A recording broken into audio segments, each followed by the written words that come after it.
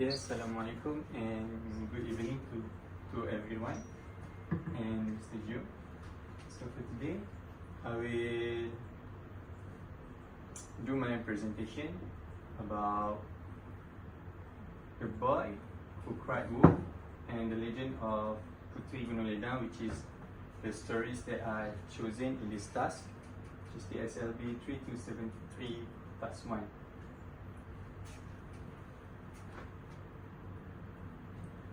So before we dive deeper into the first story, which is the boy who cried wolf, and the continuous story, which is Legend of Putri Gunung Ledang, I would like to briefly explain about what is the context that I will talk about for today.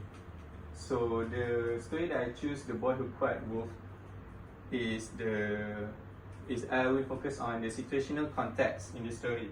So situational context actually refers to the immediate environment or circumstances in which communication happens, such as the place, time, and also the people that are involved. Furthermore, and the purpose of the interaction, this affects how messages are understood. For example, the way I speak as a teacher in class differs from how I speak to my friend in my free time. So let's talk about this story.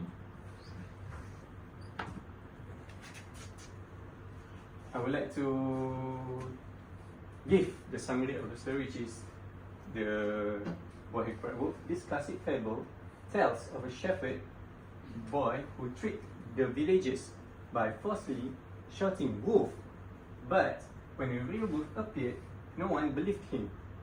So this leading to the loss of his sheep, which illustrates the danger of dishonesty and value of trust.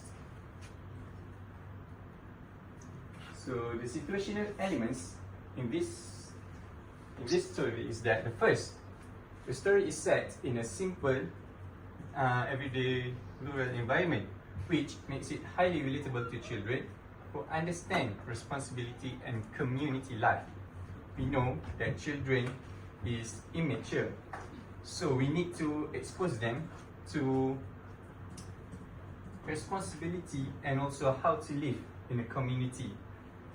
The next one, it's clear sequence of repeated action, which is crying wolf, villagers running, no wolf, and the last one, real wolf, provides an accessible structure for learners to retell and analyze. This it means that the story is very clear and the children can digest about what happened in the story from time to time. And the last one, it demonstrates a problem-solving situation where dishonesty creates distrust, which mirrors real-life challenges children face in friendships and school. We all know that children only talk about what is happening in their mind.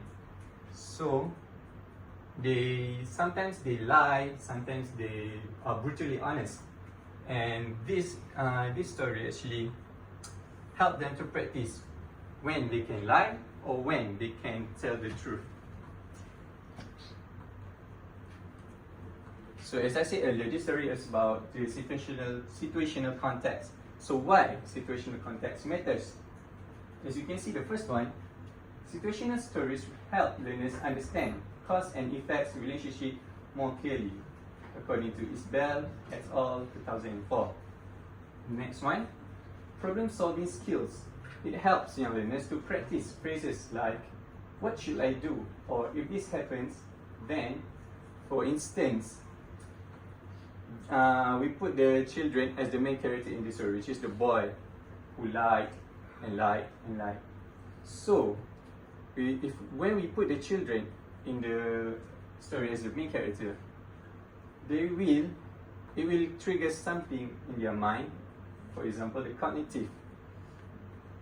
They can choose whether they will do the same, which is keep on lying, or they will change the narrative of the story, which is they didn't lie and they tell the truth. And the last one is relatability. The situation is simple and mirrors children's daily experiences, which is, as I said earlier, trust, responsibility, and honesty.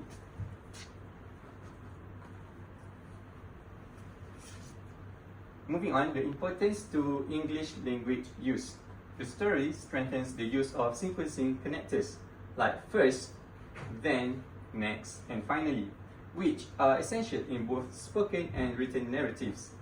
It exposes learners to frequent action verbs such as shout, run, believe, and loves, which improve everyday communication. And the last one, moral expression. It introduces moral expressions such as don't lie and always tell the truth. It enriching learners' ability to use English for ethical reasoning. This actually can help children to write a simple essay because the sequencing is very clear and very simple. First, then, next, and finally.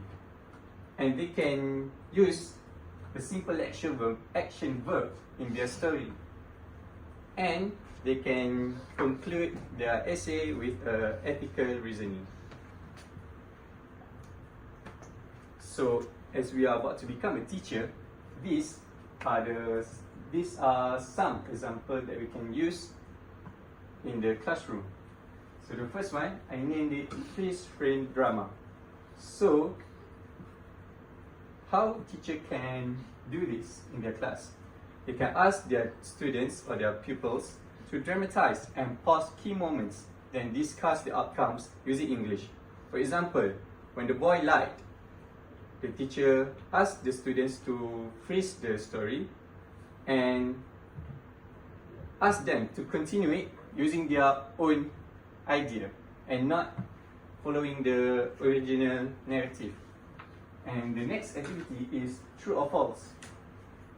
Pupils respond to comprehension statements in English, reinforcing understanding and vocabulary. And the last one, reflection writing. Pupils write sentences such as, if I were the boy, I would, linking personal experiences to language use. It gives them a sense of control to write their own story and further enhancing their writing for an essay.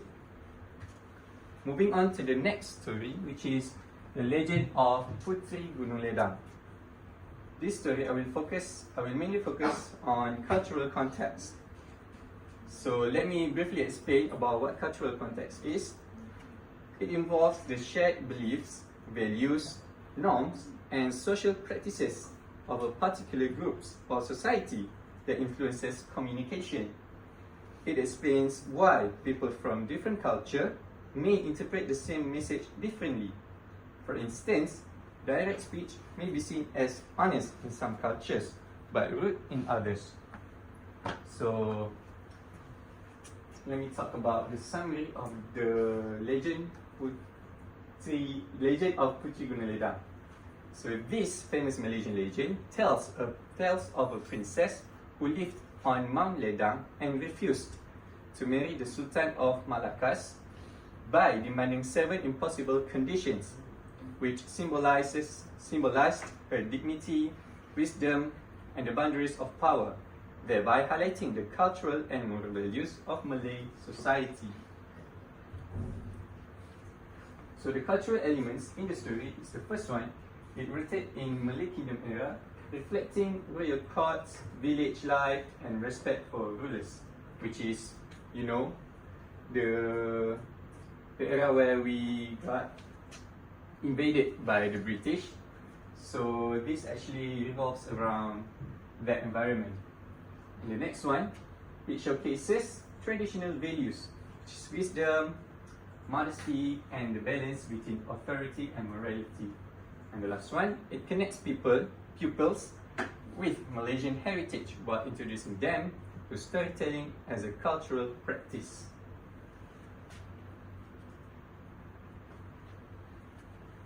So why cultural context matters? First of all, moral learning.